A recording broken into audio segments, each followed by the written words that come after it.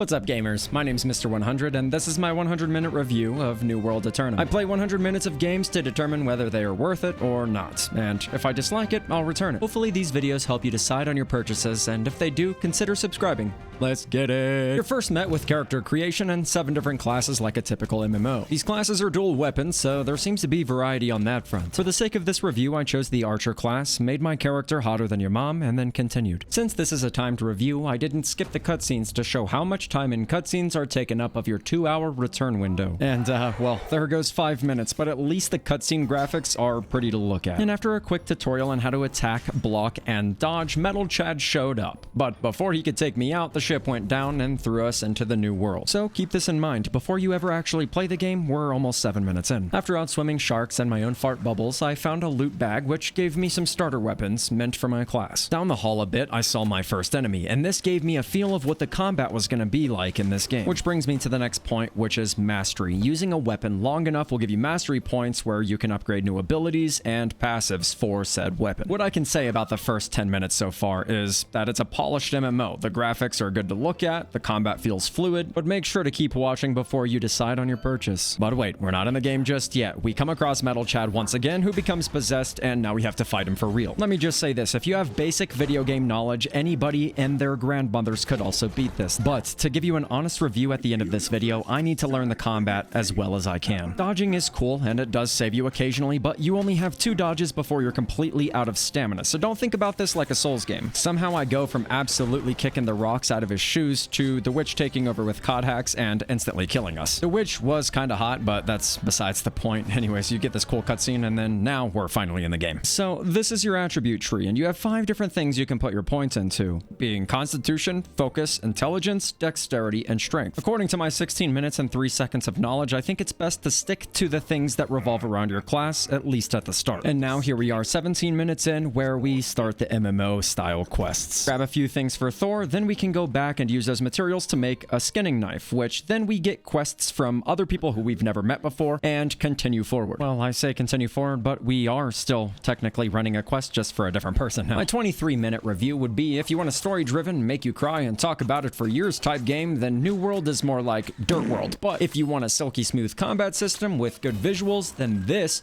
is your jam. Moving on, I really like the inventory screen. I think it's very straightforward as far as your gear goes, but all of these random materials you get that they don't explain is where it gets confusing. As far as skill trees go, this is one of my more happy notes, as you can really get in depth with this stuff and make all kinds of different builds unique to your playstyle. So here we are at the 30-minute mark, and in most games, I really like to be out of the starting area by this point, but we'll see how it ends up. I continued doing what the game told me to, but another thing that I'd like to add in is that if you've played RuneScape in your childhood, then this will bring back some good memories. Every action in you do this game has a trade skill, so for instance, farming this black boar gives us experience for that specific thing. So you have fishing, logging, mining, just about everything you can think of. Here's another thing I will point out though, even though we are 33 minutes in, to me, I didn't even notice. I didn't feel like it. Everything just rolled smoothly so far, so it honestly felt like I was in the game for about 5 minutes. Some games you really have to try and enjoy, whereas New World makes every tiny action feel rewarding, and it keeps you entertained. After completing a few more quests, I got better gear, suited myself up, and then scrapped the armor that I didn't need. It gives you a little bit of gold and resources that I can only imagine are pretty important later on. While we're still early into the video, obviously New World is an MMO, so if MMOs aren't really your style, you probably won't enjoy this. You are questing a lot and killing a lot of enemies. Moving forward, one of my biggest pet peeves about a lot of games is when you put on new armor, it doesn't change visually, which doesn't give you much of a feel of customization. But not in New World. Every piece of gear you put on has its own unique look. Now that we're quite a bit in and I have a good feel of all the abilities in my bow skill tree and my spear skill tree, I can see how they flow together really well. But we'll touch on that here shortly. After running more quests, I was met by Thor himself again, right in front of this big scary red lightning cave. Basically, all of these humans on this random island decided that, hey, this dead guy that just showed up, we're gonna make him our slave and do everything for us, so we don't have to work and get our hands dirty. I continued slaying enemies and getting loot before being met by a ritual. And now I can touch on the point that I made earlier where weapon classes work great together. So I have my setup abilities with my spear to knock enemies down, and then I can switch to my bow to control the fight a little bit better and keep my distance. With a multitude of abilities plus 2 different weapons gives a feel that each fight is always different, with different setups and finishes. And now for something that annoys me. We are 51.5 minutes in, and I'm still talking to these douchebags. Well, not too long after, I was finally able to leave that area permanently and start my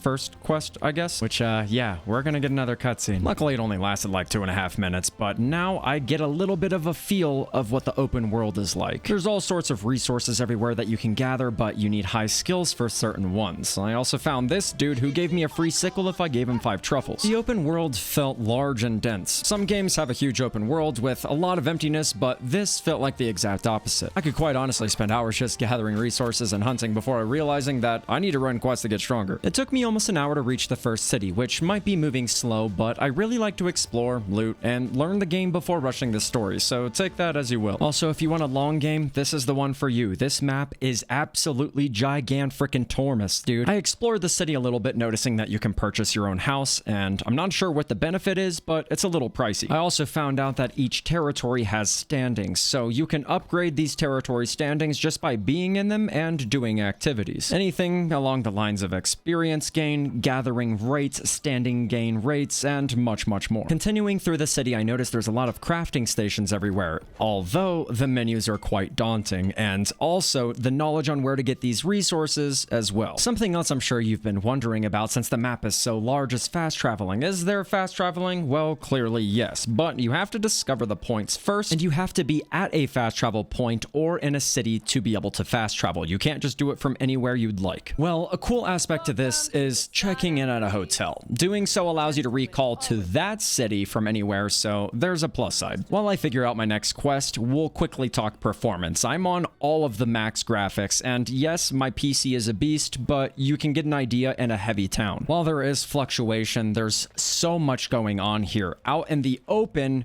it runs so well, and it's very correctly optimized. What I can confidently say you can expect around the 1 hour and 15-minute mark is going on your first big quote-unquote quest line. The enemies here have a lot more health, but they don't hit much harder. If you die here, then I feel bad for you. You should probably be playing like Wizard 101 or something. I grabbed 8 different things of food and then fixed 2 windmills and boom, I'm done. But we're moving on to the next part. Not as much as I'd hoped. Then get it your damn self. Okay, here's something that actually truly upsets me about this game, and I'm sure it will for a lot of you too, is the DLC. You need that to be able to get mounts, another weapon class, and level cap increase. I get DLCs for additional content, but for something that everyone should have from the start or a little bit into the game, that's not really my favorite thing. We were finished with our first big quest, and now I got another cutscene. This is pretty much how it's gonna go for the last 10 minutes as well. And knowing my time was almost up, I found myself wanting to do more combat before this was over. And losing track of time, I was building my very first campfire, which you can set as a respawn point and also craft here. We were finally approaching the end of my 100 minutes and New World. Well, that is officially 100 minutes and the end of my review. Some final notes though before your decision. This game is $40 US,